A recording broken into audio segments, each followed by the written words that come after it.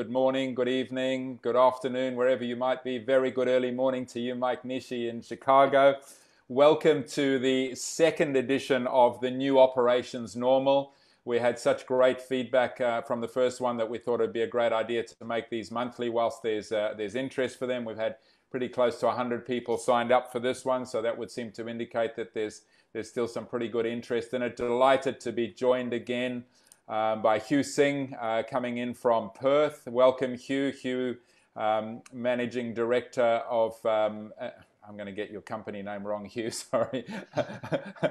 Event Health Management. Event Health Management, sorry, Hugh had a senior moment there. And also the Medical Director of the Singapore Marathon. Thanks for joining us, and a big welcome all the way from Chicago. Mike Nishi, Partner in Chicago Event Management. Thanks for getting up so early to join us, Mike. Yep, absolutely. Great to see you. Folks, while I'm doing a couple of little bits of housekeeping, I'm going to just pop a poll into the screen just to get a sense of who's here. So if you wouldn't mind, it is anonymous. I'm going to be running 4 little polls. If you wouldn't mind just popping your responses into that'd be great. So for those of you that don't know me, I'm Chris Robb. I'm the CEO and founder of Mass Participation World. Mike, I mentioned, Partner Chicago Event Management, and Hugh, the Managing Director of Event Health Management. Just in terms of a bit of housekeeping, if you wouldn't mind, please stay on mute, just so that we don't get any feedback. We'll certainly have opportunities for questions. I have both the chat box and the Q&A up in front of me, so if at any stage you'd like to type in some questions, we'd love to hear them, and I'll try and get to those as we go through. We may have some time for some audio questions as we go through as well. We've allocated an hour. Last time we had so much interest, we went to about 20 minutes past. I've got a hard stop at 1:15 tonight, so we might be able to go a little bit longer, but not much further than that, because I have to jump on another webinar afterwards. But please feel free, put your questions in, and we'll do our best to get to as many of those as possible during or in a bit of extra time. This is being recorded. It's being streamed live on Facebook, and it's also being recorded and will go up on the Mass Participation World YouTube channel for anybody that's wanting to look at it or share it with colleagues.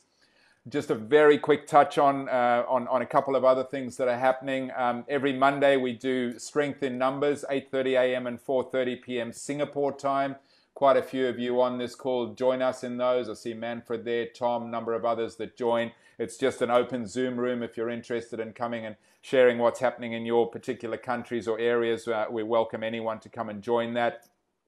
Some of you may have seen the Aid Station, which is daily interviews that I do within the industry from all over the world, go live every day of the week, about 15 minutes worth. I think we launched episode 34 or somewhere thereabouts today. Watch out next week. We've got a fascinating one. Two running icons, Robb former world champion marathon record holder.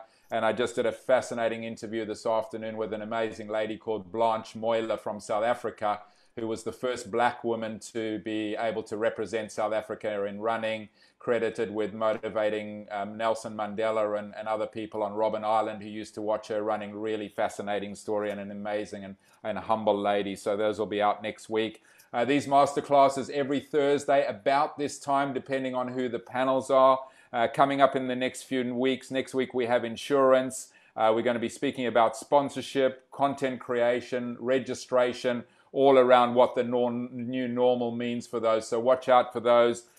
They generally get posted on the MPW Facebook page, on my LinkedIn. So if you'd like to connect with me on LinkedIn to see them, or just email me directly, chris@chrisrobb.asia. Very happy to share those with you directly.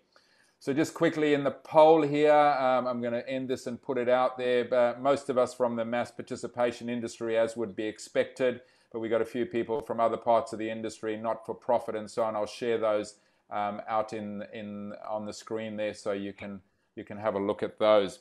So over the next hour or so, we're going to go through 5 key areas and fundamentally just follow on some expansion on what's happened in the last month. In our planning call yesterday, we were talking about a number of developments.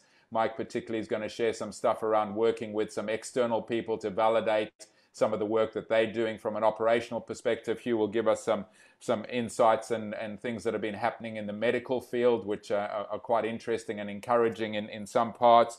So we're going to talk about what kind of guidelines, developments in medical, guidelines that have been coming from the likes of WHO, World Athletics Initiative, and so on, medical developments, participants, what's happening around participants, some of the operational issues around that, and communication, which is becoming quite imminent for some of the big events now, operations, and then we'll touch a little bit on budgets. Probably going to still be more questions than answers as we were last week. And so I'm just going to stop sharing that poll. And whilst we get underway, I'm just going to pop another one up, which is just, once we've now got those, just an indication of what kind of services in the sector you provide. So there's another poll up there now. But why don't we start by throwing to you again, Hugh, just to get a bit of a sense of, what kind of guidelines might have been developed. There's lots of different working groups happening. Seems to me that there's, some ideas coming out, but certainly maybe not something that's absolutely concrete. It's still an evolving and fairly fluid space, but anything that you can share with us in that space, please. Yeah, sure. Happy to kick off on that one, Chris. There's nothing concrete to start with, which as much as it's probably not surprising, is not a bad thing either. In terms of where we've been from a month ago, where we last discussed this, there has been a lot of progress. But in perspective, a month is also a short frame of time when we're looking at the duration of the problem we have in front of us. There's certainly been some fantastic work done with World Athletics and the IIRM. Dr. Paolo Adami from World Athletics is very heavily involved with leading those teams and putting together some comprehensive guidelines, and dare I say, with some of the most overqualified people in the world having input to those procedures, and policies, and some of the ideas coming out of those think tanks and discussions. While we're not at the point yet where there's anything firm for people to work off, certainly in this space in the near future, there'll certainly be some very good guideline and very good content from that group of people. So there's nothing at this point that is able to be shared across that I'd love to be able to say, here's some great work that team's been doing, but we're not there yet. And that's not a bad thing. The situation is evolving day by day, week by week. Certainly, I think if we look at the mood of a lot of economies and a lot of countries and a lot of markets a month ago to where they were 2 weeks ago to where they are today, they've probably shifted invariably through a full roller coaster of emotions and moods. So as that starts to plateau out a little bit over time, that's when we'll start to see some real value in what that picture looks like moving forward. That probably summarises the best source of content on a global scale for our industry. What does happen then at a lot of local layers is we've got lots of national and state agencies and governments who are often formulating their own local guidelines, and that's very much based on their local environment.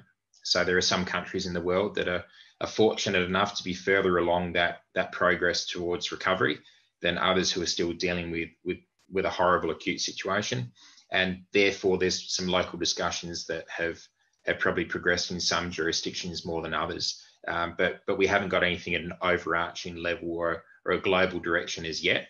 But there's certainly some very good discussions happening. And the sense, earlier said we got Alessio from World Athletics on the call, but any sense of the timeline in terms of when that recommendations is going to be released?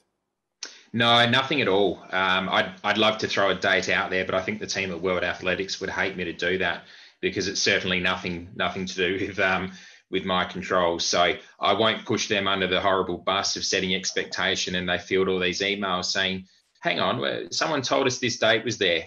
So I'll be very kind to them and not set any expectations, because it is, as anyone can imagine, it's a task of enormous magnitude, where one of the most difficult propositions in the current climate is to put large clusters of people together and do it in a safe manner. So it is a big task at hand, and given how unprecedented it is in the contemporary way of living, I don't think there's any particular expectation on timeline at the moment. But dare I say, in a few weeks' time, maybe we have an indication of what that may look like. It really is an open time frame at the moment. Absolutely, and I guess the key is that the due diligence is being done rather than it being rushed. Huge consideration and consultation being given, and making sure that it's something that's going to come up that's hopefully practical for all parties involved. Absolutely. I had a discussion with somebody yesterday, and the discussion focused around how much data was collected inside the first 2 to 3 to 4 weeks of what we're currently going through. And so many decisions have been made on that data that when we now look at it and say, well, we're 2 months, 3 months down the path in some jurisdictions, and we're looking at a time frame of 12 months or 2 years or beyond. The data that was collected in the immediate few weeks after the world started going into a widespread shutdown starts to become obsolete after a period of time. So to produce something of worth at global level certainly takes time. And while some of those guidelines are being put together in some of those jurisdictions further along the curve, they will naturally be updated in time. Yeah, no, great. Thanks for that, Hugh. And anything from your side, Mike? Any comments on that or extensions on that?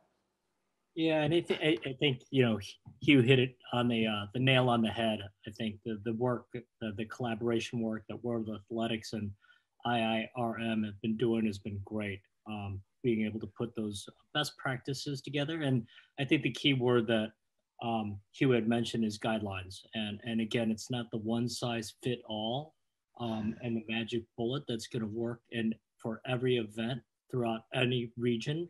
And I think that's the cautious approach. It's a great what you'll find, it's going to be great practices to review and to see what can be implemented.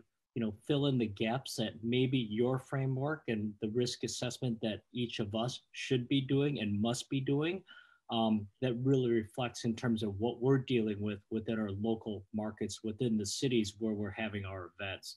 But I really feel that the work that's coming out of World Athletics will definitely help benefit to review, to ensure that we've covered everything that we're looking at, whether it's from an individual aspect, from participants to volunteers, when it comes to the overall event operations, logistics, the reputation from the brand reputation of our key stakeholders and partners, to the financial risk as well. So you can imagine that framework that covers that entire scope of our event, but each one of us should be creating that framework to really dive in deep to identify what those risks are and how do we mitigate those risks within our own events, within our own capabilities. Because again, a lot of that work, and I'm sure World Athletics will come up with that caveat, is that these are best practices, these are guidelines put together and shared by an amazing group of people. However, you really have to understand what's happening in your market, your local government officials, your policies that you have to work with. And as you said at the beginning, Chris, it is changing. It is pretty fluid. Throughout the world and where we are, you're seeing different events taking place in different markets, and even in the United States, there are different states and cities that have hosted participation events, smaller ones, granted, but it's going to be interesting to be able to see and monitor. However, those things are taking place throughout the world, and it's being allowed because there's different jurisdictions, there are different policies. Something that might apply to an event in Spain is not going to probably work here in the United States, and specifically in our city in Chicago. So again, I think there's definitely the caveat there, and hopefully, the event organizers are going to understand that, and to see how that document and those guidelines are going to complement in terms of all the hard work that they must be doing, and that's something that. Don't wait for something to be handed to you. You have to put the work into it. And it is a tremendous amount of work that needs to go into it, and thought, getting your whole team and especially people from your local area. It's a great point. Thanks, Mike. And with Marcel, who you obviously know well and work with, is on the call. And we had our social distancing webinar a couple of weeks ago, and the point that he made with his work with the Bundesliga, that they went to the German government with 10 different scenarios, and through that filtration and collaboration, we're able to get a situation. And if events are going to sit here and wait for the government to come and tell them what to do, it's going to be a really hard ask going forward. It's this onus on collaboration and working together as an industry and working together cross-industry in your different markets and learning. I see we've also got Paco Barao, the president of AIMS, on the call. So, I'm sure that AIMS are working with lots of their different members as well. It's, it's just as much collaboration, but the onus is on every individual event to have their own plans and to put the work in now rather than wait for it to come to them. Great feedback. Thank you.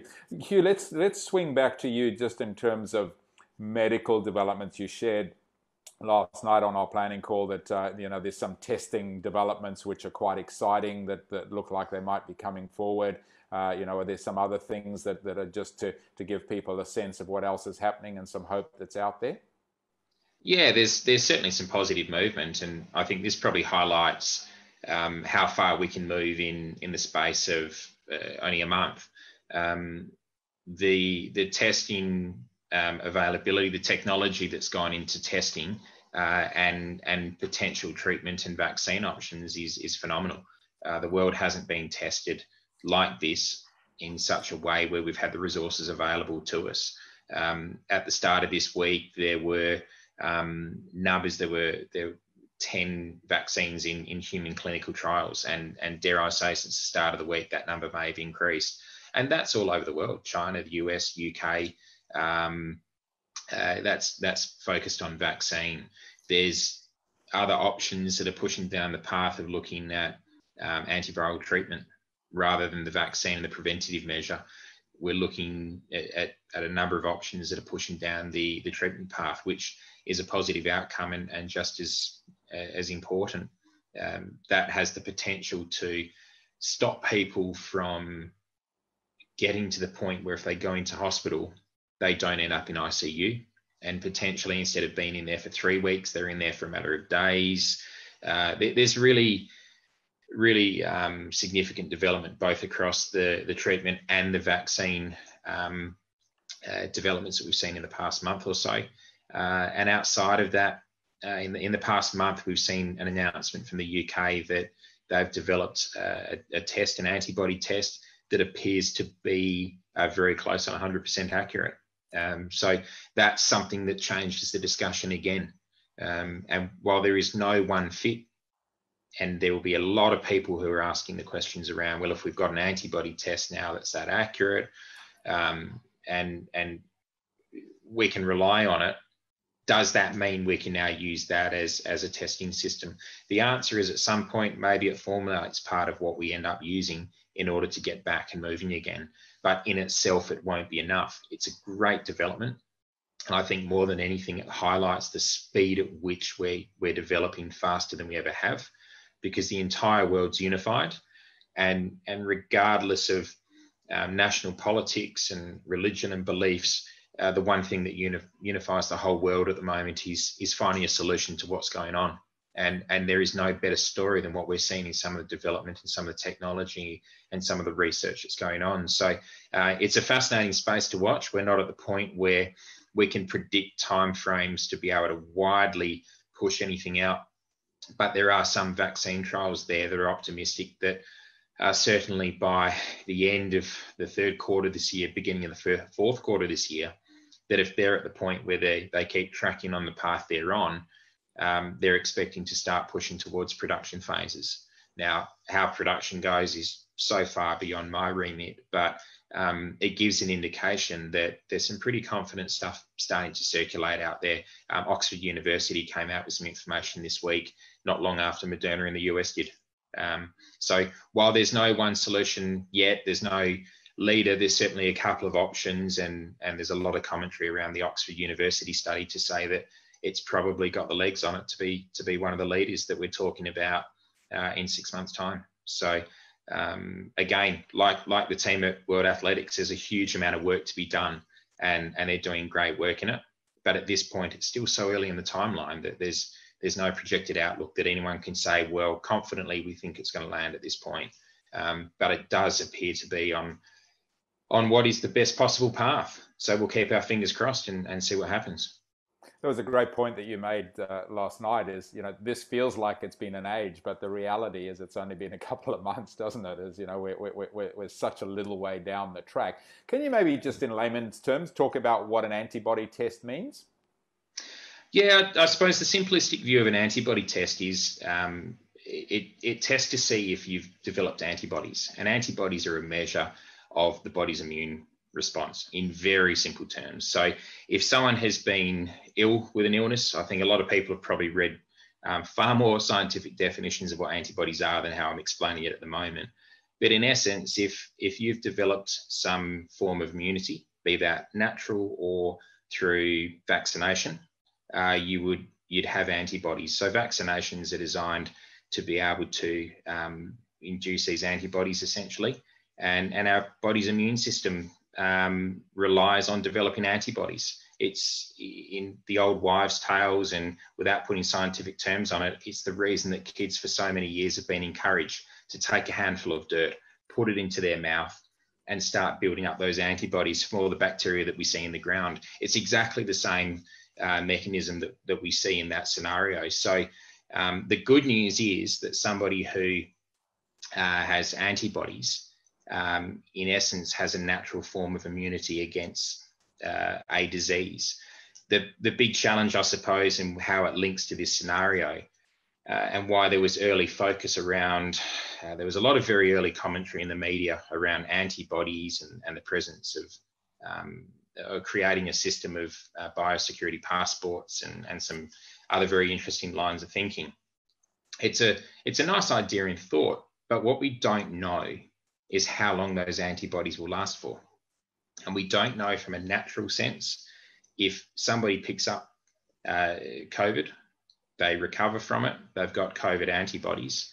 We don't know if those antibodies will still be there in 12 months. And likewise with a vaccine. So one of the challenges that we see the scientific community working through at the moment is any potential vaccine is usually tested at 12 months to see how prevalent are those antibodies. So science at the moment, the scientific medical world is working overtime to try and move down a natural progress, but that's one of the timelines that so often keeps getting thrown up to say this is why it takes more than 12 months normally to develop a vaccine. But that's in essence where antibodies come into play. Yeah, great. Thanks for the explanation. Let's move, and we'll move in a couple of different directions quite quickly here. Mike, I think we're going to talk about participants, and you were talking last night about, there's kind of three key points that you're monitoring and managing at the moment. And at the same time, we have in the chat here the question, the London Marathon published a message saying that they still hope to go ahead in October. However, they are reviewing the situation and will provide an update in June. It seems that organisers are putting out feeders that they might cancel. Is there currently any mass participation events that have a it says foolproof, I think that's probably foolproof plan, and are going ahead in autumn, winter? Look, I think the answer to that is that, pretty much every day, every week you hear of events that are going ahead, that have announced dates. There's a Spartan race that's going to be happening in Miami in June. I shared at the beginning of the call, I think it was, that, I was talking to someone in Vietnam. They're talking about events happening in August, September. There's events in Australia that have announced they're going to go ahead in June. The reality here is, I think, foolproof plan, there's always going to be some element of risk here. It's how we manage the risk as an industry and as organizers, and I think no better person on the call than Mike to start talking a little bit about, maybe the relation first to the participants, because that's, part of where that communication's coming from. Participants are now getting to a stage where they're obviously having to start and put some more heavy lifting into the running, if they're going to, into the training, if they're going to run the likes of London and Chicago and New York, and what does that mean from a management perspective? Yeah, thanks, Chris. And I think that was a great transition there in terms of the participant sentiment. And I think a lot of events, if you're further out in your timetable for a fall event, obviously with the training schedules, we're getting into the season where people are going to start to take up their training and make that commitment. So, it's been relatively quiet in terms of maybe a lot of the questions that might be coming our way. I mean, they're there. I'm sure every event has been receiving them, especially those that haven't taken place, and getting those questions from our stakeholders. Are you going to have the event? And rightfully so, it's a good question to ask.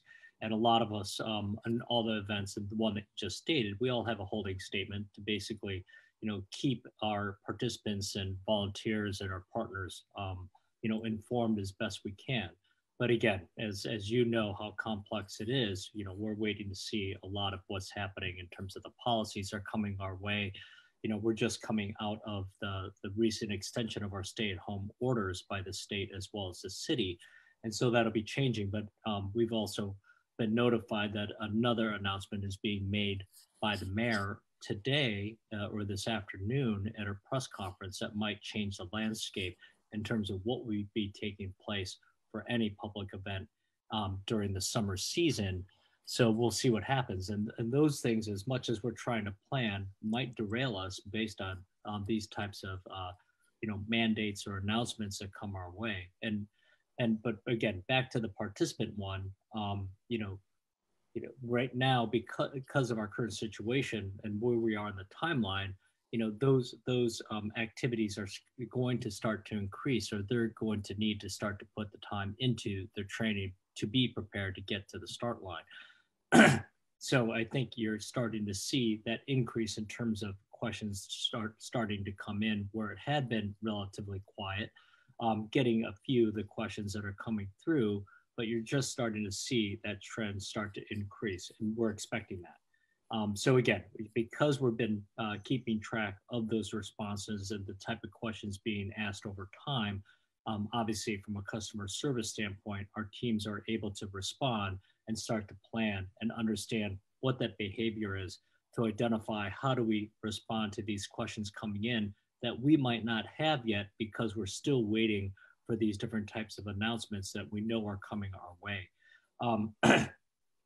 I think there's, four, as I described in our recent conversation with Chris and Hugh, we're looking at these, four different, as I call them, tsunamis. We know they're going to hit shore, just a matter of when. And some of the waves that are coming our way will be, coming faster, depending on other influences that might be coming. Like today, as I mentioned, if our city makes that, or the mayor makes an announcement that might impact a lot of different events in Chicago during the summer, we know that tsunami, that wave is coming faster. And I think because of that announcement, we're going to get additional questions coming our way from our participants, from our volunteers, and from our other key stakeholders. The other one that we know is, we're in the middle or at the very beginning of the training season. And so now you're going to ask, and people are going to ask, do I need to make that commitment of my time and maybe additional resources to start my training? So customer services needs to, our communication team working with the customer service, really ensuring that they're on the same page and we're providing the best answer we can for those types of questions. The other one will come if there's any other major event that would have to be postponed or canceled in the future.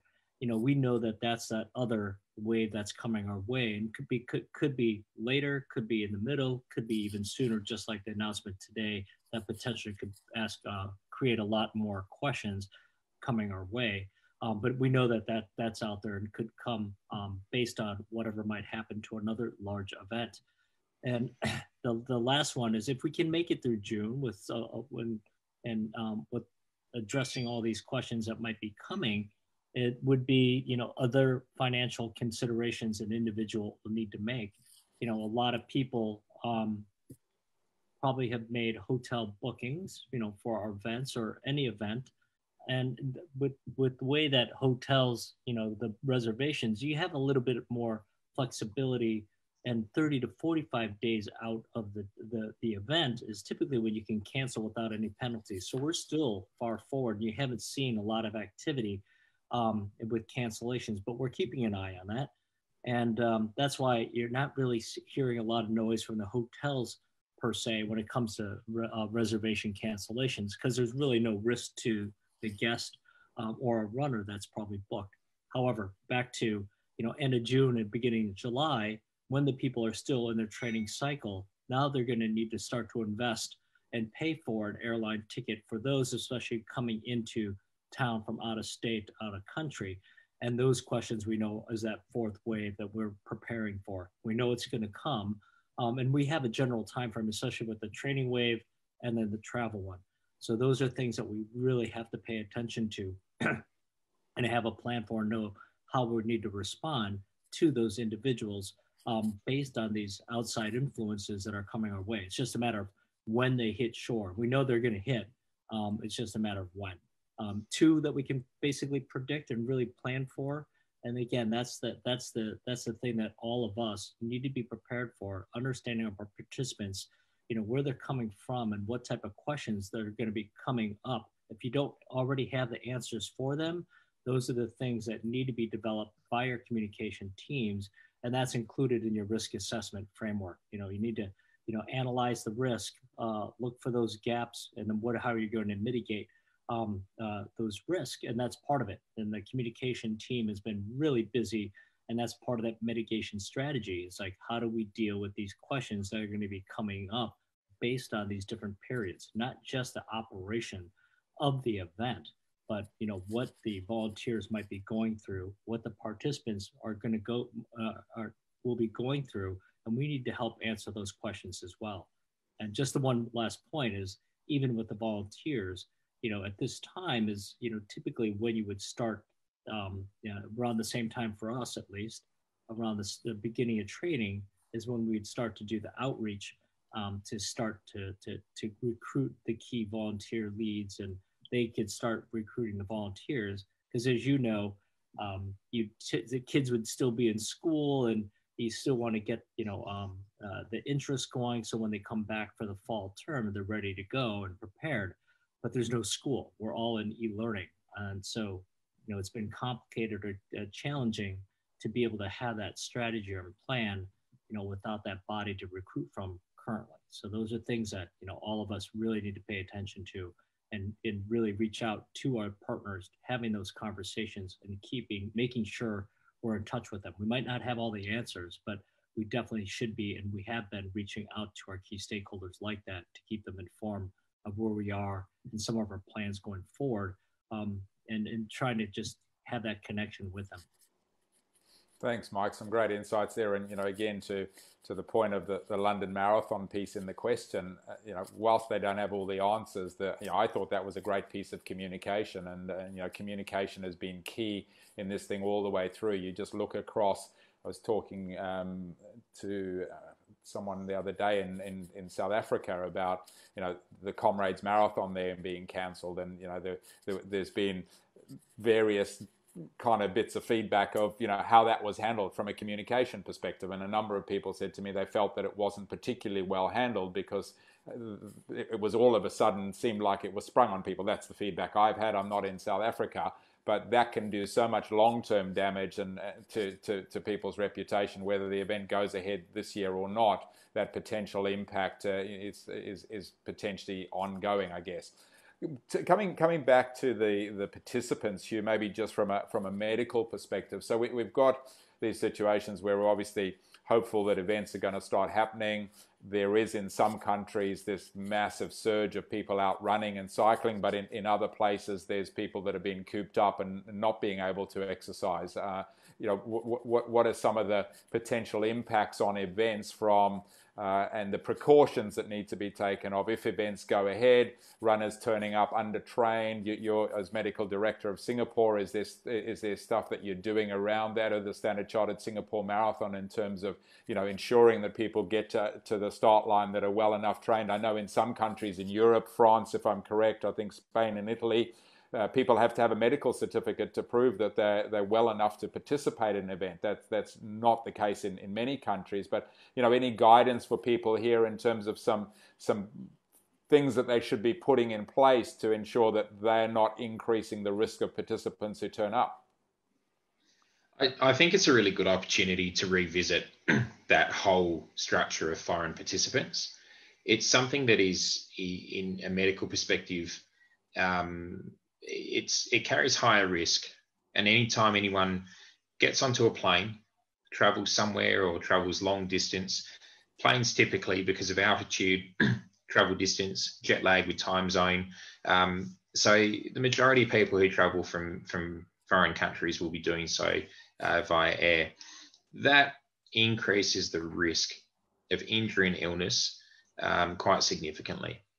And there's a real opportunity here for us to reconsider how it is that we communicate with foreign participants. It's a big part of mass participation. It's a very important part. It's a big part of experience. And foreign participants often have to train earlier, commit earlier, because they have to take that undertaking to travel far enough in advance to be able to adjust to a time zone, acclimatise to the environs around them. And of course, Mike's touched on the finances of people who have to book into hotels. For them, that decision has to happen very early. Something that we have to keep pushing and improving in is communicating with people about their own decisions as to whether they participate or whether they don't participate in an event. And this is probably a great opportunity to do that. It is high risk when you come in underprepared from another environment and another country and another time zone, regardless of where you are in the world. The data from around the world is that when you look at severe cases and when you look at people who end up in facilities that someone like I have responsibility for, a lot of people who come in have come in from outside climate, and they haven't either allowed enough time to adapt to the time zone, they haven't adapted to the climate, they shouldn't have been starting in the first place. And if we throw an added layer in here that everyone's focused on at the moment through particularly a virus, but any illness for that matter, COVID is a virus. So if we apply that across any illness at all, then it's something we have to very seriously consider. And it's something we really need to get in front of to say, if you're unwell, how can we better support you? Because we know that runners don't want to come up and say, look, I'm really unwell. Should I or should I not participate? Because if they're asking that question, they already know the answer. They're asking you because they need someone else to tell them that they can't do it. They don't want to come to that conclusion themselves, but they're also coming to you seeking a solution. And sometimes that solution is about carrying people over for entry to another year. It is something that I think we should probably be encouraging. And I don't think anywhere in the industry has a perfect solution. I think in years to come, with globalization, it's become far easier for people to travel. And what a wonderful way to do it. The growth of the biggest mass participation events in the world have all come from the ability of people to travel from all around the world. And it creates an amazing atmosphere. But it does come with an increased risk. And I think this is a great chance for us to communicate with people traveling from outside as to what they really should be doing and keeping an eye on it. That's great insight. And yeah, just a simple marketing thing, you know, even if you get 100 people who end up being sick on the day and you give them carry over and give them a free, as you know, most events would say, well, bad luck, non-refundable, and they go with a sour taste and they never come back again for the simple cost of an entry fee. Yeah, and it is a small piece of PR, and a lot of runners feel, well, I went into a ballot system, or what if I can't do next year? If you can give them that guarantee at the time and say, look, how about you come back next year? I think the conversations that people in my space generally have with runners who come and talk to us before a race would put their hand up and say, you know what, absolutely. And that's a good starting point. Yeah, no, great insights. Thank you, Mike. Let's swing back to you, please, if you wouldn't mind, on operations. And you know, you were sharing last night, and you know, I think this is a wonderful lesson for all. Is, you know, an event as experienced and professional and staffed as Chicago Marathon is working with external consultants to have an independent look at your planning. And you know, there'll be people on the call saying, well, that's great, that's Chicago because they're a big event, they've got a budget. But the point that I think you're going to make is that, you know, you can spend money on a consultant, or you can at least look outside and get some guidance from an independent third party when they're looking at your plans, whatever plans you're making at the moment. And you had some really fantastic insights, I thought, when we were talking about this last night. I'd love you to share some of the work you're doing around that, please. Yeah, and as you mentioned, Marcel Altenberg from Manchester with Start Right, and I know that he's been with you as well on a recent webinar, and the work that he's been doing and worked with us even before the whole COVID situation is really how do you manage the sheer number of participants that we have and adequately manage them, in a good year in terms of moving people around from a crowd flow standpoint, which becomes critical at a point in terms of understanding how can we create that social distancing in space within the different the framework of the event. So really reaching out to people that understand and have those types of tools and the knowledge and skill is critical, or going to someone like Hugh that has all that information is critical to an event organizer, because we don't. We're able to pull people together that have that knowledge, bring people in to help us advise. And fortunately, because of our size, we were able to do that. However, as you can see, what you're doing, you're giving us the ability as well to share a lot of that knowledge and what we're able to do and share those best practices amongst the group. So we're trying to do that and be a great steward from the event as well as a leader in industry to be able to do that. We've also worked with and the other group and just learning the different functionality and tools and capabilities that they have with One Plan. And again, with Paul Foster and the work that he's been doing with his company to be able to, the different tools that he has available for, space calculators, evacuation calculators, really interesting tool that he's also incorporated in his functionality is being able to put in the different space parameters based on local jurisdictions or policies of like 3 meters to 6 feet in the States. Again, and you can calculate based on that and just plug in different variables and look at that output. So really looking at, these different organizations and individuals that have that expertise that we don't have. I wish I had all that knowledge that all these amazing people do. However, fortunately, we can reach out and bring them in and seek their advice. And some of it, they're willing to be able to at least, talk with you, from a high level to give you some of that guidance for free. And it's worth a conversation. And that's what I always like to say. It never hurts to have the conversation, never hurts to ask. What's the worst they could say is no. And the other one is, as you know, is the parachute group that has really helped us developing. It's not even done. It's a fluid process. And I think Hugh would appreciate the work that we're doing with the risk assessment framework, really creating that risk horizon to give us, those a really good idea of where we are. And that's when, from the very beginning, like I stated, within our market, within our event, what we're capable of doing.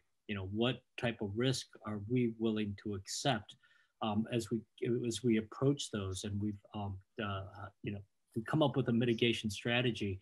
What are we willing to risk or accept to get over, or are we going to stop at that point? So it's been helpful to have someone come in asking us all the questions that are needed. The different teams, whether it's the medical operation, the communications, the participant services, financial, and then diving in deeper, and then really taking a look and helping us evaluate and prioritizing, what is the highest risk, and some of the other stuff will fall off the bottom. But again, it's an important exercise that we know every event should be doing something like this risk analysis period. In terms of how they operate their events and their business, but now it's even more critical. And if you don't, there's obviously tools that are available out there, and again, that are free, that you can go online. But I would, again, like I said from the last session, seek advice and someone that can definitely help. And it has been an eye-opening experience to really bring in someone that has that knowledge and skill. Obviously, we've gone to a lot of training, a lot of seminars, to learn how to do risk analyses, to do a better job of collecting the mitigation strategies. But it really makes a big difference, and we've seen the results by having an expert like the Parachute Group or other individuals or companies that provide that service to come in. And I think the biggest thing that really helps us is really, what I wanted to say, take our biases out of it, take our emotions out of it. We're so close to this event. We live in this city. It really helps having someone come in asking the questions, and they're going to give us the result and give us the picture that we might not like, but we're the ones that created it. And sometimes when you create that picture, we sometimes want to avoid it and we don't want to paint it. But it does help when someone else says, well, this are the results and these are the answers that your team came up with. Now we're going to face the hard part. Is this the gating decision? And we're coming up to that a point, and are we willing to go through it, over it, or are we going to stop and and really have that be a key decision for us? So again, there's a lot of great companies out there and individuals that have that expertise that I really feel that our organizations, our events should be looking for. And especially and you really need to start from the beginning and look at that risk assessment framework, and working with them, finding the other partners that come up with those mitigation strategies. The great news is all the work that you're putting in is going to be valuable, obviously, what we're going through now, but even beyond. There's so much great information and work that these are going to be solutions for future issues that might come up, but that might not be COVID specific, but will definitely help you be better prepared for other incidents or operate more efficiently. And you'll find that there's a lot of great cost saving measures in here that just based on the hard work that the teams are putting into this, you're starting to see some other opportunities. And I think that's the other important part. As difficult as this situation is, there's a lot of great information, a lot of great work that we're doing, and it's going to benefit us and make us even stronger, smarter, and be better prepared 2-3 years down the line, and really being able to build off of all this information that we put in. It's great insights. Thanks, Mike. And I guess at the end of the day, it's an investment rather than an expense. So often it gets viewed as an expense, and the reality is the exposure. You might dodge a bullet one year, you might dodge it another year, but eventually it's going to bite you. And when you have a death or you have a serious incident on your event, that potentially not only takes a life, but it takes your business with it, and it takes sponsors and all those kind of things. And I think the reality here is that we have a whole range of people that are tuned in here, and we've got Chicago, and we've got Ironman on the call, and we've got a bunch of small businesses, and we're not sitting here saying, as a small business, you need to necessarily go and employ the most expensive consultant. But as Mike said, there's many free tools around. One of the great things I'm seeing across this is the massive level of collaboration that's happening everywhere. So is that a matter of sitting down 2 events and cross-referencing each other's plans and see what you can learn from each other if you're 2 small organizations? Sometimes on our Monday calls we have Queensland Running Club with 100 people running an event. So they face fundamentally the principles are the same, whether you've got 100 people turning up for a Saturday run or 30,000 people in a big event. And on 30,000, I just saw that Dermot, unfortunately, in Islands just cancelled his 30,000 people event. But the principles are fundamentally the same, and we can learn from each other.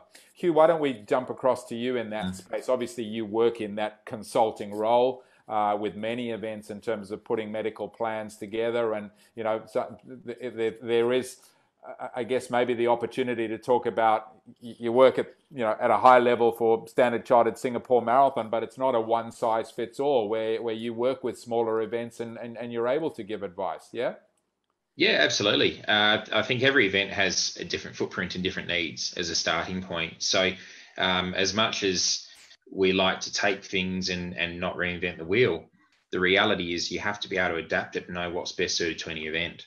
And that's often understanding what's out there. So having a good feel for what practices are in place in different parts of the world, different size events, is a fantastic way of starting. But you need to understand behind those layers, why is it in that particular situation that we're doing A, B, C, D? And why is it in this particular we're doing D, E, F, but we've avoided A, B, and C? That's a starting point to working out what works and what doesn't. And then you look at any event, be it 500 people, 30,000 people, plus minus somewhere in between, and you look at the footprint of the event and work through it methodically. No event is the same, and Mike highlighted at the start of this, that the guidelines that are coming from the more than capable team from World Athletics and IIRM and all around the world at local level are very much developed as guidelines, because they have to be adapted based on individual circumstances. So it's certainly something that you're right, we work on from major and high-profile international races through to really smaller community ones that focus on not-for-profit and are raising funds for charitable causes. All of them have got needs, but it's understanding what's important and what isn't. I do think Mike touched on one of those barriers that often we look at it and say, there's so many different areas that I need to find some expertise in, and I've got limited budget. We all have. Where do I go and how much does it cost me? And it's not always that you see that immediate benefit. The point you made a minute ago is sometimes you see those benefits beyond what we're now facing, and clearly focused around managing COVID and starting back up again.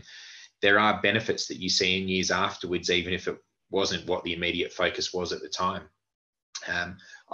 Chris Troyanos from Boston Marathon, the wonderful medical coordinator, he's been in that role for almost 30 years. And I hope he doesn't mind me saying this, but when he talks very rarely about what occurred in 2013 in Boston, if you ask him the question as to what was it that best prepared, what single factor might have best prepared you for what occurred in 2013, if you had to pick one factor, he said 2012, because 2012 Boston went through a major heat episode during the race, and there were so many things that they learnt out of that. There were so many things that they prepared in heat plans that ultimately what they went through in 2012 served as a fantastic benefit for what occurred, unfortunately, in 2013.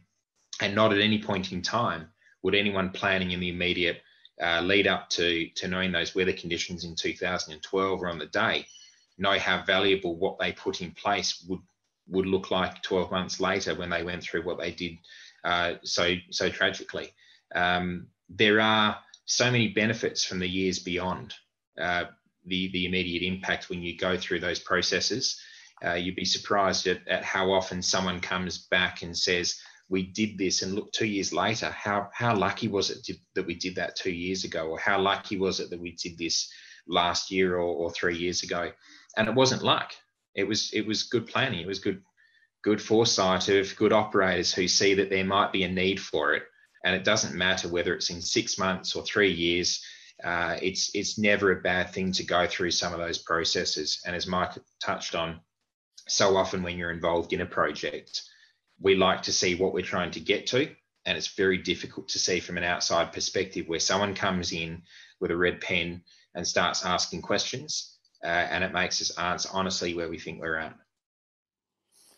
Yeah, great insights. Thank you. And you know, it's easy. One of the things I always used to say whenever we had our debriefs, you know, we spend 5 minutes giving ourselves a little pat on the back, but we're going to be best off being super critical of what we could have done better. And I think it's the organizations that take that approach. It's very easy to deliver something hugely successful and say, well done, look at us.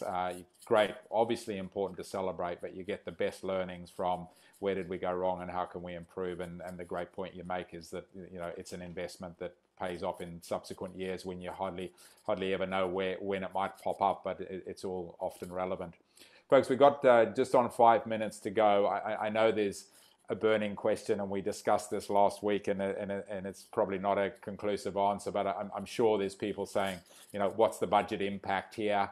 You know, last time we spoke, it was, you know, hard to get clarity. I'm guessing that hasn't changed much, but Mike, maybe if we come back to you, you know, any sense as you stand at this stage of, you know, last time you shared that you've got the opportunity to say, well, there's things that we're going to do here that we're not going to do, and from an overall budget perspective, you'll think you're going to manage it and it's not going to have massive budget blowouts. Is that kind of where you're still feeling like you're sitting a month later, broadly speaking, with the information that you have at hand? Yeah, and unfortunately, well, fortunately, unfortunately, that really hasn't changed, because again, you know, we're still in that space of just not knowing what will happen. And we're moving forward and we're planning hard to have a live event. And, I think we all are doing that. And when you're in that unknown, you have multiple plans. So right now we're not really seeing anything because, again, you're not seeing the retraction. You're not seeing people cancel yet. But again, we need to take a look at when these waves start hitting, and that might, but it will give us a better picture of what that sentiment is. But again, I think our plan is through this whole mitigation strategy. You're also, like I mentioned, it's like you're starting to see some other areas that might not be critical, that we don't need to have, that we might be able to identify and be able to reduce or remove, that will give us additional clearance in our budget to be able to offset and allocate to different areas that we know are going to be more a new line item per se, like the PPE. There's the type of personal protection gear and equipment that we're looking at that we never had to. It comes at an expense. So again, I think we're just able to go into this practice, really identify different areas. And what we first thought, would be enough of a budget, but once you start doing the math and start looking and investigating, doing the research in terms of the other supplies, now we're starting to see some additional expenses that we just didn't anticipate. But fortunately, going through this exercise, going into that the details, we're able to find some other savings and then reallocate it and put it towards some other important things that are important to our event that we feel, and as part of our mitigation strategy, like the PPE equipment for the different workforce, the frontline people in the medical, to security checkpoints, et cetera, that we need to accommodate. So again, what worked for us is probably won't work for everyone, but what did work is developing the framework that gives us the tool to be able to look for those opportunities to even address, is this something that we need to have, or it's a nice to have, and that really helps us from a financial aspect. And again, just like you said, you look back and it is an investment. It's like, hey, this is a good idea. It's like, we don't need this in the future. We just remove it entirely, years down the road. So again, it's a great opportunity to take a look at it. Again, I think we're still in a period that we don't have enough information going out. I think after a couple of these waves hit shore, then we're going to start to see some impacts, or if something is decided, for us, then obviously then there's different ramifications that come along with that. Thanks, Mike. And, in some ways that Jack Say would put a thing in here saying, for all the challenges we're facing at present, this situation has allowed us a little time to develop some of the relationships that we didn't utilize regularly, working across sectors that we wouldn't ordinarily allow ourselves the time to do as we normally do. And my extension of that, it gives us the opportunity, and this was something that came up on our volunteers webinar last week, go back and completely analyze do we need all these roles? And, you're going through your business. When we run from one event to the next, we tend to get on that treadmill. This beautiful opportunity, if we choose to take it, is to say, why do we do that? Do we need to do it? Is there a better way? Is there a more cost-effective way? Or do we need to invest in a different area of the business? So those businesses that are taking those opportunities, going to come out of it in a more robust space when they come back. Hugh, maybe we're literally on time now. We've got a couple of questions, so with the sufferance of everyone who's on, if you'd like to drop off, totally understand, but let's give Hugh a quick opportunity to answer that budget question, and then I'll come and do a quick wrap up and just run through I think there's only 2 outstanding questions or comments on there that we need to go through, so we might run another 5 or 10 minutes for those of you that would like to stay. Hugh, just on the budget side of things, please. Yeah, I think you saved half the time I was going to use, Chris, by pointing out that it's a great chance to look and work through and see what do we need. And it ties back in when we're talking around bringing in someone from the outside, particularly someone with an expertise. We can all find things and say we need to add to achieve. Often the value in finding someone who's got a sharp expertise is they can come through and find a way to do it, and they can do it in a way that gets rid of some redundancy somewhere in the system. I believe last week I caught pieces of last week's discussion. You had Sean Nick from the Ironman team in Singapore, and Sean made a point in reference to medical, and he was talking about it's not just a case of adding resources. there has to be a purpose to it. And that's, I think, really important when we go through whatever process it is. And medical is going to be a big discussion moving forward. There's no doubt about that. But broadly across all areas of operation, if there are areas of operation that you're not sure whether something's needed or not, then you need to have somebody within your team, within your networks, that can tell you what the purpose of it actually is. And they're really good starting points to go and ask the question on and say, why have we got these things here? If there's a purpose to it, great. We've got to have those things there. But if we can't identify what that purpose is, or we don't have a purpose for adding something, then that's where the question has to be asked as to why do we have these resources in here? And with a bit of time, it's amazing how we can find things and find efficiencies. And certainly medical resourcing is no different to anything else. Thanks, Hugh. I might just do a quick summary for those that need to jump up of some of the key points I've picked up. Then we've got a question there from Christopher Tobin. In fact, why don't I just throw that one to you, Mike? I'm gonna put you in the hot seat there, if you wouldn't mind. And while I do the summaries, so Christopher asks, what is the key risk or top 3 component that organizer need to think when deciding to still keep going to run the race? So let me do the summary and then come back to you to answer that, if you wouldn't mind. Yeah. So you know, as always, lots of great points from Mike and Hugh. You know, one of the things that Hugh started off with, if I can get my right page, is, you know, the whole point that we were dealing with data from the beginning, that you know, we're now a few months down the track, and some of that data from a medical perspective has evolved significantly, which is obviously guiding decisions and being more or less relevant. This is evolving the sense that we're, you know, it feels like we're a long way into it, but we're only a couple of months into it. Some great developments starting to happen around, you know, vaccines in testing, potential antibody tests, and we've now had a scientific explanation by Hugh on what an antibody test means. Thanks for that, Hugh. You know, the all-important communications for participants. Mike spoke about the potential for tsunamis, so an announcement from a city that kind of takes control away from you. 2 things that you have a little bit more control of sandwiched in the middle there: the participants needing to ramp up their training and the known dates around hotel and flight payments, and then the potential tsunami of another event being cancelled in your jurisdiction or even in another jurisdiction. You know, in the case of Mike, you know, what if a London gets cancelled or whatever? Then clearly people start asking questions around that. So the impact that could have, and it's obviously relevant to pretty much everyone. The point about, you know, foreign participants and the management of them, the increased risk of them flying in, if indeed they're able to fly. Have they been able to train? Are they properly prepared? You know, is it an opportunity to change our policy to say, you know, we'll give them a refund, we'll defer their entry? I think the really key one is there's lots of information out there. Risk management's crucial, whether that is an external consultant, whether that's a medical consultant or a risk management consultant. The work needs to be done, whether it's done on a small budget or a big budget. It's an investment, and it's a one-size-fits-all. So, you know, what Mike's doing, and it's not a one-size-fits-all. It needs to be adapted to event size, to jurisdiction, to country, and so on, and that's the key. But, you know, really key in terms of the insight from Mike about taking away your own personal bias to your plans. We get married to these plans. We think they're right. We've been doing them for years. Even an event like Chicago that is clearly massively successful brings in someone to say, well, give us a fresh pair of eyes, be your devil's advocate to see what we might be able to do differently.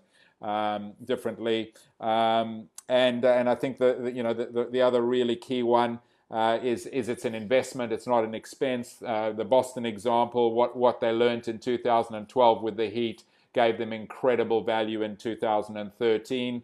And then the final point that Hugh made about if you're adding resources, not just for the sake of them, understand what the purpose of new resources are. Mike, can I just throw back to you? Last thing, just to, you know, what would be your three things that you would consider, you know, if you're making a decision to go ahead or cancel your event? Well, I think it's not like just 1, 2, or 3 specific things, but I think I think it's the concept or areas around it that touch every part of the event. And again, it's the framework that's going to really identify, you know, how we manage that or can't manage that. But one is, and everyone's dealing with it. It's the social and physical distancing. How do you create that distancing in everywhere a participant, a volunteer needs to be? And we've been so hyper focused about the participant, but it also includes spectators, participants, and the volunteers. No matter where they are, at the packet pickup, at the expo, at the queues, at security, at the toilets, at the course, at the start, at the finish. You go on and on and on. But that's the biggest challenge. But you have to apply that no matter at every step of the journey, at every point of the event.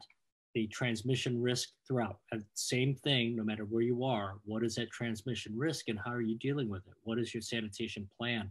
And again, that's everywhere.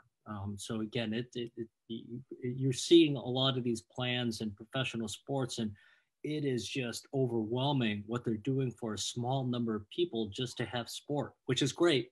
I applaud them. But if you take a look at some of those plans, like how could you ever do this for 5,000, 10,000, 20,000 people when they've done it for 200? Other one is like workforce management, and again, it's the same thing. It's going to be really difficult to recruit if there's schools that are closed, recruit because the sentiment of the individual, sentiment of the parents, especially if you're recruiting students. And if I was asked, it's like, would I be concerned to have one of my daughters work at a public event? And I'd say right now, yes. So again, those things we have to monitor as well, because it'd be great if I was a runner and my risk, I can tolerate a higher risk, and I'm willing to go travel, I'm willing to go run. But is someone willing to work? And if you don't have the workforce doing the expo, doing the packet pickup, doing all that, everything that's needed, then it's really hard to put the event on. So those three areas that we're really focused on, and it just all trickles down in terms of the entire event. Fantastic. Thank you, Mike. Great insights again, Mike and Hugh. Thanks for making the time. Pleasure as always. Learned so much from both of you. Thanks to all of you that have tuned in from literally all over the world. We've had from pretty much east to west. Thanks for getting up early in the US, staying up late, Australia, New Zealand side. We'll see you in a month's time. Next week, we're going to be talking insurance, the new normal insurance. Thanks so much for your support. Have a great night, day, sleep, wherever you are. I'm going to go eat dirt. Thanks, Mike. Take care. Bye. Enjoy. Yeah, left Thanks, over turkey. Enjoy. Thanks so much. Thanks, Chris. Bye-bye. Thanks.